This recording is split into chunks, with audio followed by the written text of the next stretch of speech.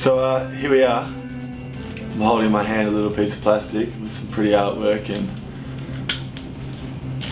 a compact disc, which they still exist, believe it or not.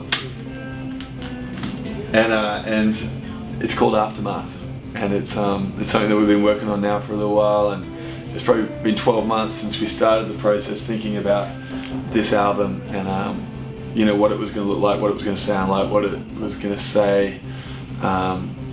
And 12 months ago we had no idea really, except for that we knew that if we were going to do something that we were going to throw everything we had into it. And we went into this process just going, alright, if we're going to do a new United album, let's treat it like it's the first one we've ever done. Let's forget everything that we've done before. Let's kind of not worry about the expectations and I guess the limitations that we can so easily put around a project when you've done quite a few of them before. And we were like, let's just pretend that this is the only project we've ever done. What's it going to sound like? Why is it that we're doing it?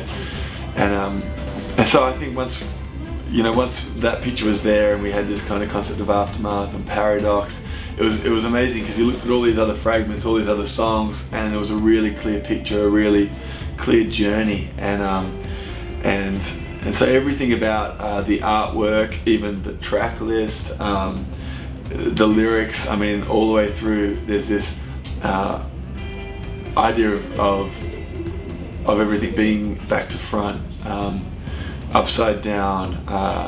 So when you get your artwork and you see all these letterings upside down, it's not a misprint. It's meant to be that way, and I apologise for the frustration of having to turn it around and whatnot, but it is what it is.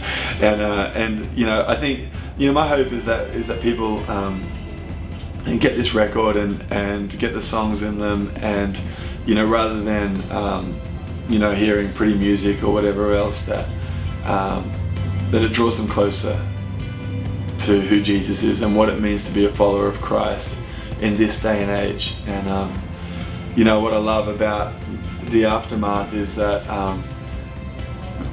that Jesus, he didn't just die on the cross and that was it. You know, he rose again and he left his Spirit with us, the Holy Spirit, and you know, the idea of God being Emmanuel, God with us. It's not just a pretty Christian concept. It's not just something that we sing about and then forget. I think if we actually realize that, hang on, like God is with us in our day-to-day, in all that we're doing, you know, not just when we're fulfilling our religious obligation in church, or not just when we're, you know, listening to a worship album, but God's with us at all times. He's with us when we're in the darkest places. He's with us when we're going through the hardest times. He's with us, you know, when we're with our friends and loved ones and they're facing real circumstances. He's with us when we're in our workplaces or at school or at college or uni or whatever it is he's doing. And I think there's great strength and great courage to be found in that. And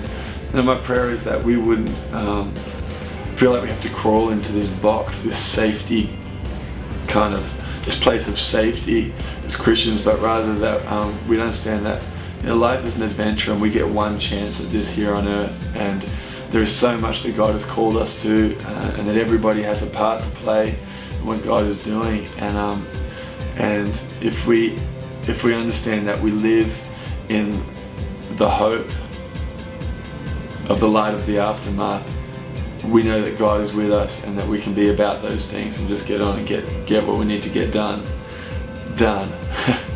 And I think it's a really exciting time, you know, and so wherever you are, whoever you are, whatever's going on, I pray that however you get your hands on this thing, should you stumble upon it or you know, listen to it somewhere, that it helps you.